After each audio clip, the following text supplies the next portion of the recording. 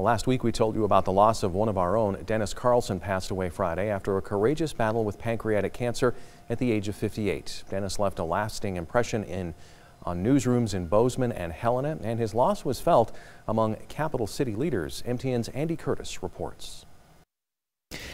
Dennis had a passion for some of the most important news beats: cops, courts, and fire.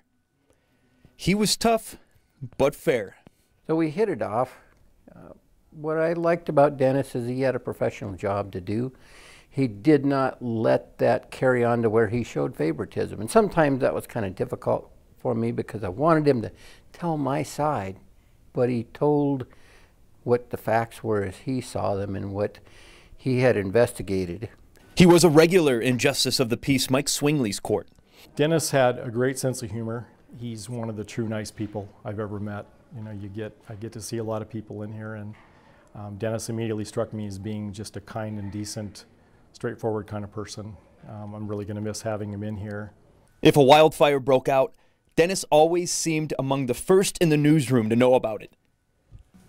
He was a reporter that firefighters trusted to stay safe and convey accurate and timely information to the community. He would get his story. He got the story about our training camp and what was going on.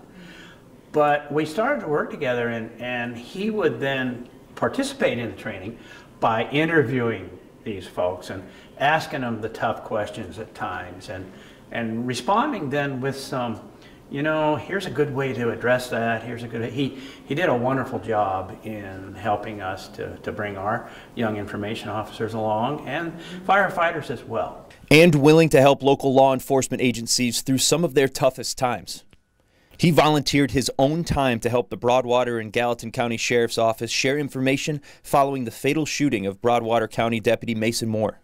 And Dennis was willing to share his own health struggles. He was a type 2 diabetic and went through treatment for cancer following a 2004 diagnosis. TC is the most common form of cancer found in men aged 15 to 35. In 2004, I was diagnosed with testicular cancer. After an operation to remove a tumor and radiation therapy, I began my recovery. Before battling cancer again this past year. And that was MTN's Andy Curtis reporting. Dennis's family will be receiving friends tomorrow, March 21st from 4 until 7 at Rhett's Funeral Home, and there will be a celebration of life planned for Saturday the 23rd in Bozeman at Grace Bible Church at 1 p.m. A reception will follow in the Fellowship Hall.